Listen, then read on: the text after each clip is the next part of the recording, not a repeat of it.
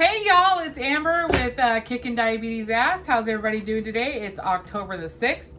I know it's been a long time since I've made a video. I just kind of lost inspiration, and we've also been doing more of the carnivore, ketovore thing. So, I mean, who doesn't know how to, fry up a hamburger or cook a steak?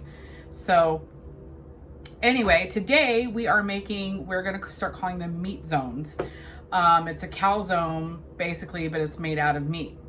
And this is a ketovore recipe. And if you don't know what ketovore is, it's if you're on the carnivore diet, it's mostly carnivore, where you just mostly eat meat and you have a little bit of vegetable.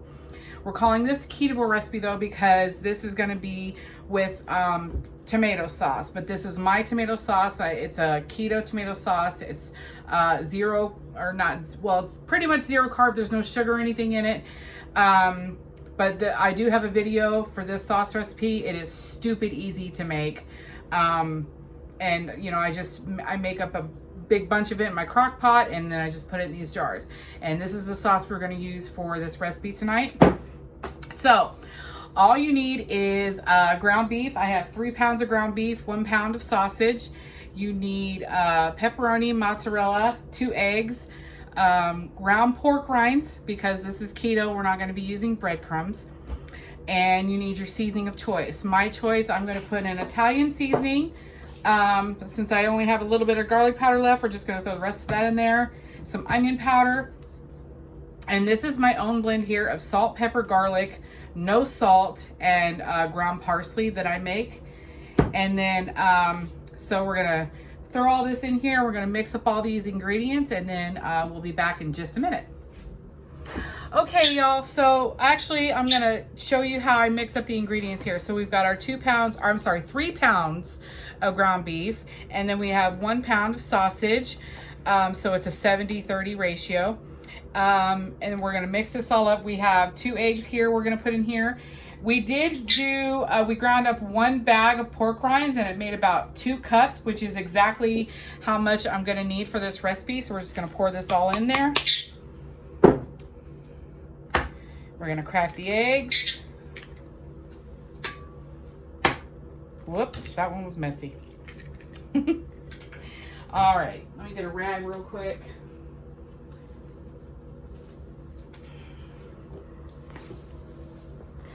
Okay, and y'all know me. If y'all been watching my videos, you know that I eyeball. I don't measure my seasonings. Okay, and I told you we're just going to put the rest of the garlic powder in there. Put that in the trash bowl. We've got our Italian seasoning.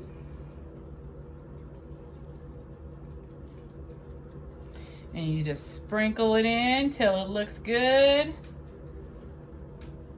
Smells good. I love Italian seasoning. Some onion powder. Now this recipe, you don't have to go ketovore, and you don't have to go keto, carnivore, whatever. You can do breadcrumbs if you want instead of the pork rinds. And you can also add peppers and mushrooms, olives. You can make your onions. You can make yourself, like a little pizza pocket, like a Supreme style. This is just mostly meat. So anyway, we're going to mix this all up here.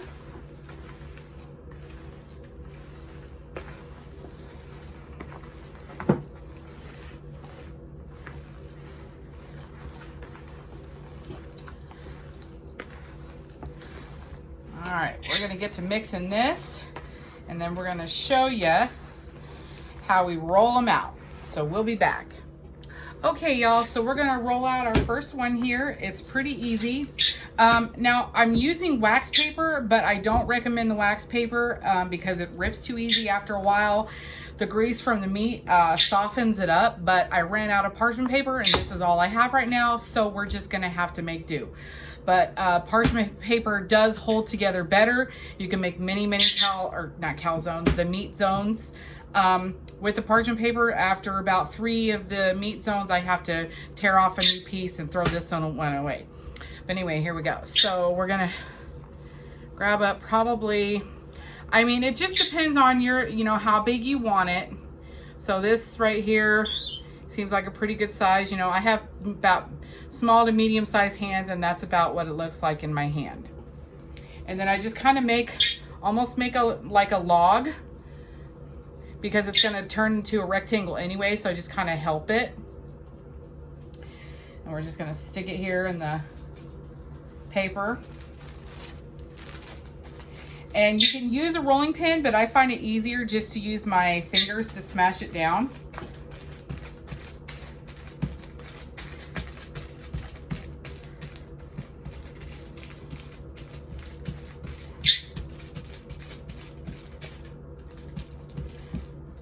Besides, using a roll pin, you're going to have it sliding all over the place, so it's just easier to do it this way. And then to get it even, what I do is I take the paper and I fold it over to make it a flat edge.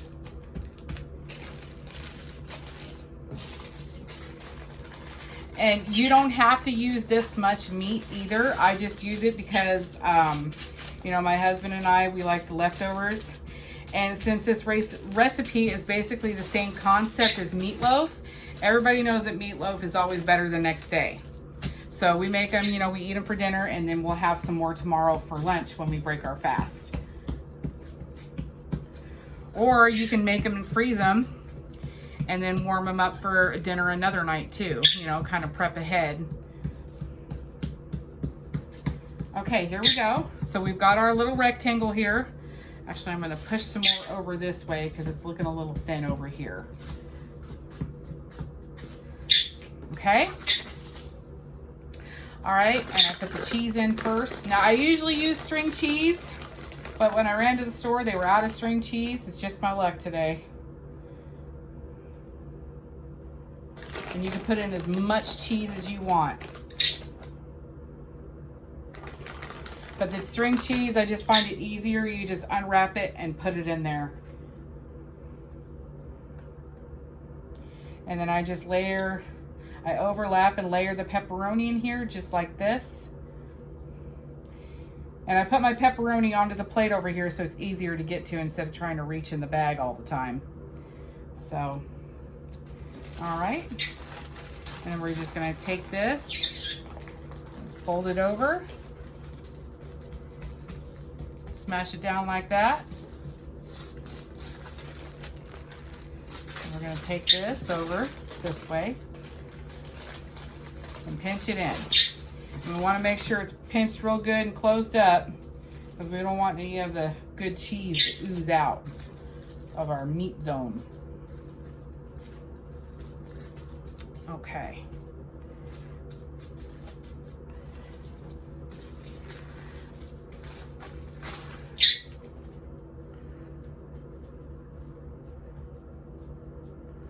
Just do one last little pinch.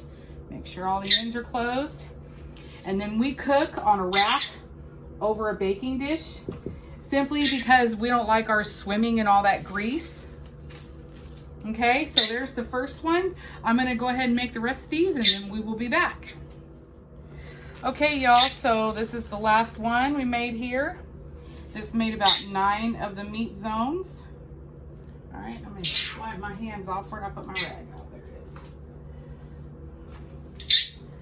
All right.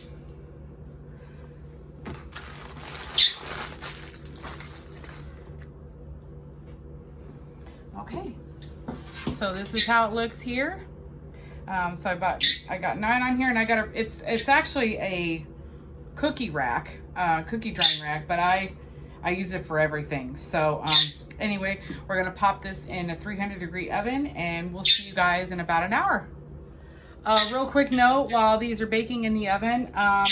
So I bake them for about an hour, but about 5 to 10 minutes before they're done baking, I'll pull them out and I'll sprinkle some more cheese on top. So we'll see you in about 45, 50 minutes.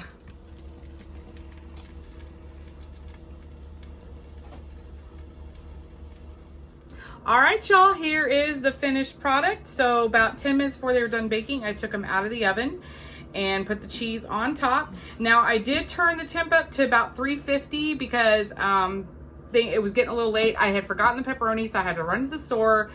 It was a hot mess today, so I started dinner a little later than I usually do. And we are on a fasting regimen, and we stop eating by 6 p.m. and then we take our 1 mile walk, which I'm gonna post a video at the end of this month. We're doing a 30 miles in 30 days challenge. So every day we've been walking a mile, and I'm gonna edit that all together, put it together, and then I'm gonna post a video on my channel. But anyway, what I'm gonna do is I'm gonna go ahead and cut these up and plate them and show you guys the finished product, what it looks like. So give me just a moment. All right, y'all, here it is. This is the finished product. You can pick this up and dip it and eat it like a burrito. You can cut and eat it with a knife. If you have any picky eaters at home, like my son, he's one. This is one of our favorites. He loves this one. It's delicious. And you know, what kid doesn't like pepperoni pizza? It's just basically a rolled up crustless pizza. But anyway, this is one of our favorites here. If you like this video, please don't forget to like and subscribe. Let me know if any of you out there have made this recipe. And if you do it differently, I would love to hear about it. I'd love to try it a different way. Also, if you have any questions or comments, don't forget to drop those below. But it was great sitting here cooking with y'all tonight, and I hope you enjoy this recipe. Like I said, it's so good. It's one of our favorites. And we'll see y'all next time. Thanks for watching.